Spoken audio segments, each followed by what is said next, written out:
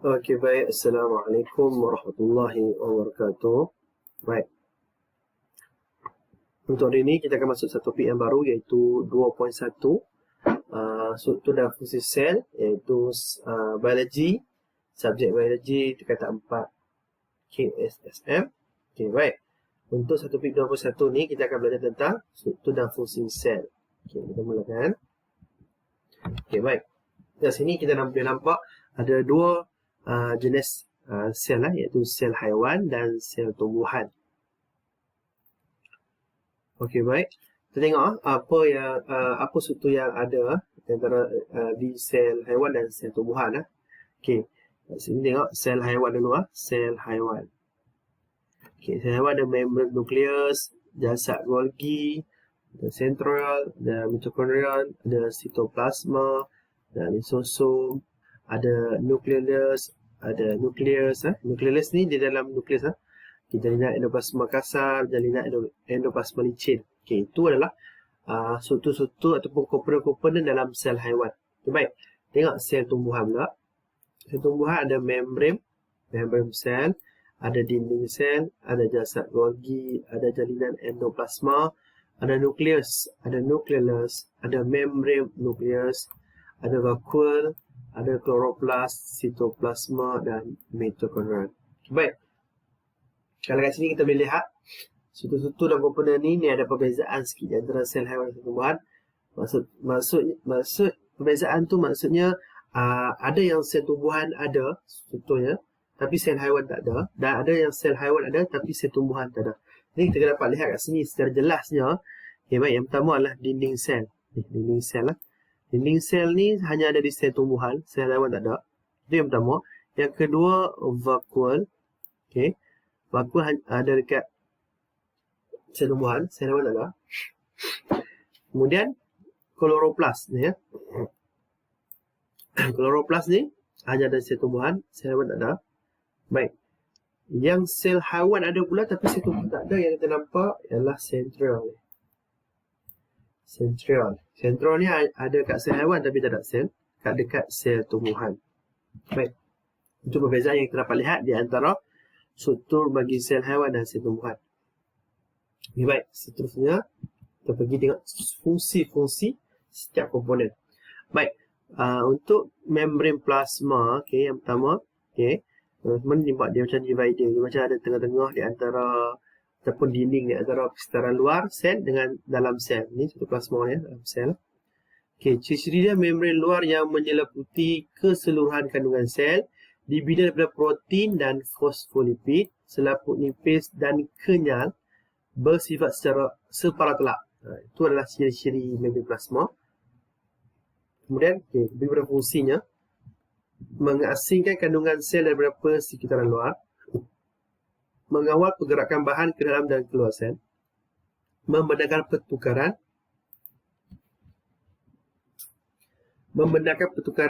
nutrien, gas refleksi dan bahan buangan di antara sel dan persekitarannya.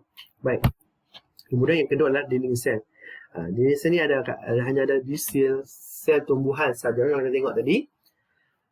Okey, baik. Dinding sel ni dalam sel ni, sitoplasma ni. Okay, kemudian ada membran sel kan. Kemudian di luar ni ada dinding sel. Okay, nampak dinding sel luar sekali ya. Ciri dia satu lapisan luar yang kuat dan tegar yang mengelilingi membran plasma sel tumbuhan, dibina daripada gentian selulosa sejenis karbohidrat yang kuat, bersifat telap sepenuhnya kerana mempunyai liang seni yang membolehkan pergerakan bebas bahan antara bahagian luar dengan bahagian dalam sel. Baik, fungsinya adalah mengekalkan bentuk sel tumbuhan, memberikan sokongan mekanikal kepada sel tumbuhan, melindungi sel tumbuhan daripada meletus akibat kemasukan air yang banyak. Baik, kemudian vakuol ataupun vesikel. Okay. Vakuol ni pun hanya ada pada sel tumbuhan, tetapi untuk sel haiwan dia tak ada vakuol tapi dia ada vesikel. Vesikel ni dia kecil lah, dia kecil je. Baik. Ciri-ciri dia kantung berisi cecair iaitu sel. Vakuol dikelilingi oleh membran separatelak yang disebut tonoplast. Sel tumbuhan muda mempunyai banyak vakuol bersaiz kecil. Manakala sel tumbuhan matang menjadi vakuum sel besar. Vakuum bagi sel haiwan adalah kecil, vesikel lah. Jadi dekat haiwan ni kita tak panggil vakuum, kita panggil vesikel lah. Jadi dekat sel haiwan tak ada lah vakuum, dia hanya ada vesikel. Baik, kadang-kadang tidak wujud langsung. Okay, sel mengandungi air, asid organik, gula, asid amino, enzim, garam mineral, oksigen, karbon dioksida dan hasil sampingan metabolisme. Okay, itu ciri-ciri dia. Okay, kemudian fungsinya adalah dalam sel tumbuhan, air meresap ke dalam vakuum dan sel menjadi segah. Okay, segah. Dalam haiwan, unit sel seperti Paramecium, vakuum mengecut terlibat dalam proses pengawal acuran, osmosis dan perkumuhan. Okay, vakuum sel haiwan vesikel mengandungi enzim henolytik untuk mencernakan bahan organik kompleks dalam sel. Itulah fungsinya. Kemudian fungsinya adalah sitoplasma. Okay, sitoplasma ni ya.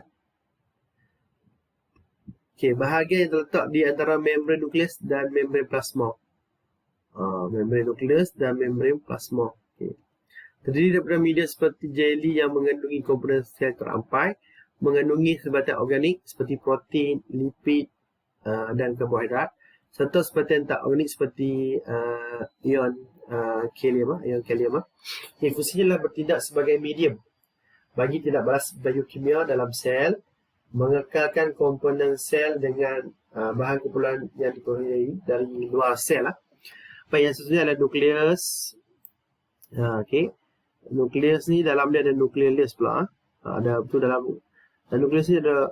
Okay, kat sini tengok dalam nukleus ni ada nukleolus. Okay, baik. Ni nukleus ni, membran nukleus yang luar sekali ni. Okay. Nukleoplasma, so ada nukleolus dalamnya. Baik. Komponen paling besar dalam sel berbentuk sfera, padat dan dilindungi membran nukleus yang terdiri daripada banyak liang. Nukleus mengandungi membran nukleus, kromosom, nukleolus dan nukleoplasma. Okay, semua ni ada dalam nukleus lah. Okay, fungsi dia mengawal segala aktiviti sel. Sangat penting lah fungsi nukleus ni.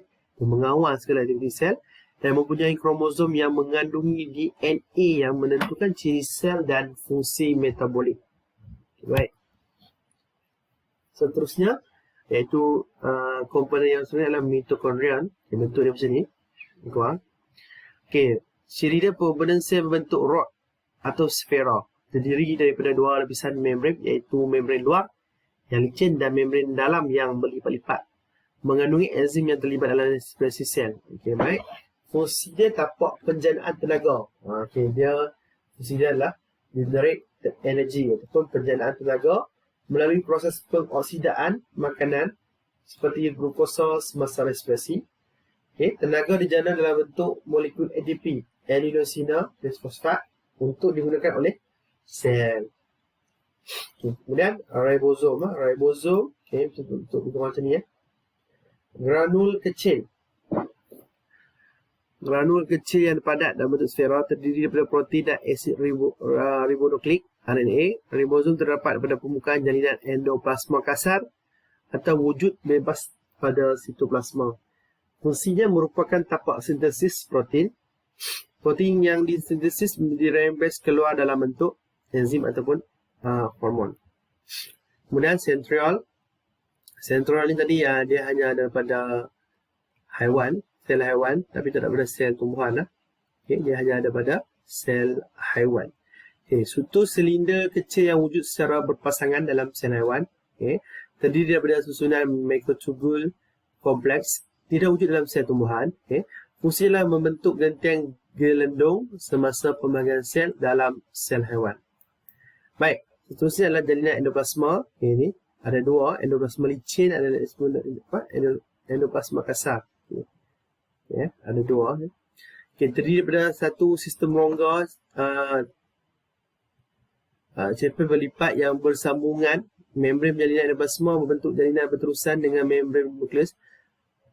Membran plasma dan jasad Golgi. Terdapat dua jenis jalinan endoplasma, iaitu jalinan endoplasma kasar mempunyai ribosom yang terlekat pada permukaannya. Itu beza dia. Kalau jalinan endoplasma licin dia tak mempunyai ribosom. Itu beza antara endoplasma kasar dan endoplasma licin.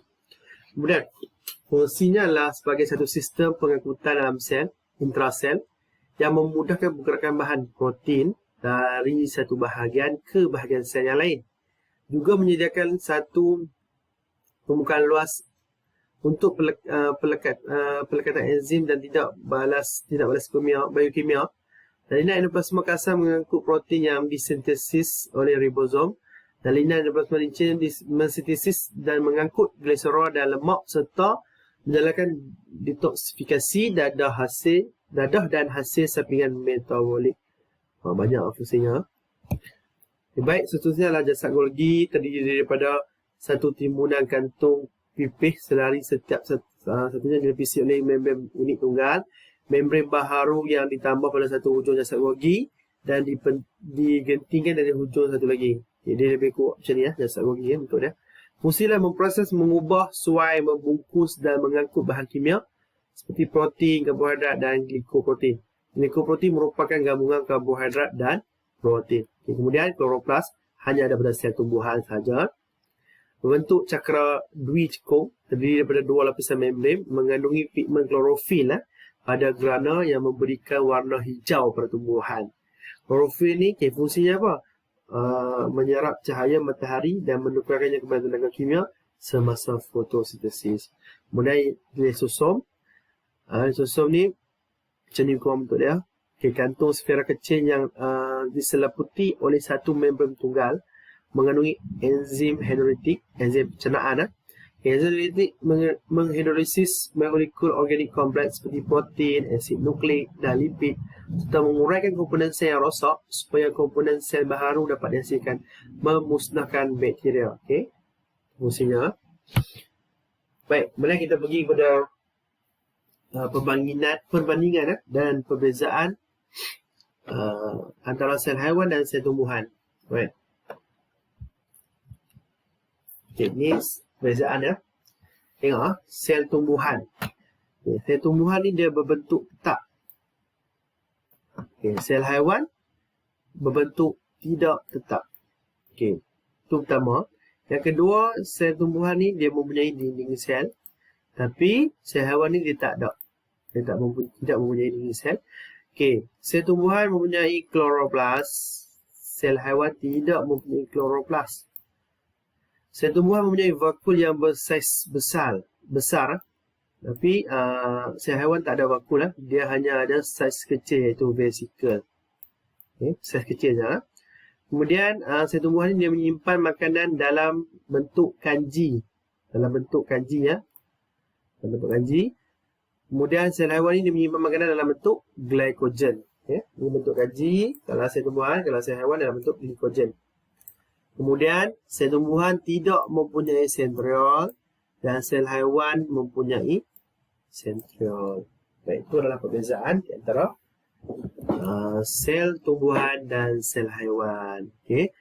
Maksudnya itu saja. Dalam tajuk 21 ni kita perlu tahu di antara struktur untuk struktur sel haiwan dan sel tumbuhan. Okey. Dan fungsi-fungsi setiap struktur dan komponen tu kita kena tahu. Okay, yang kedua kita kena tahu tentang perbezaan di antara sel tumbuhan dan sel haiwan. Itu saja. Semoga bermanfaat. Sekian. Terima kasih.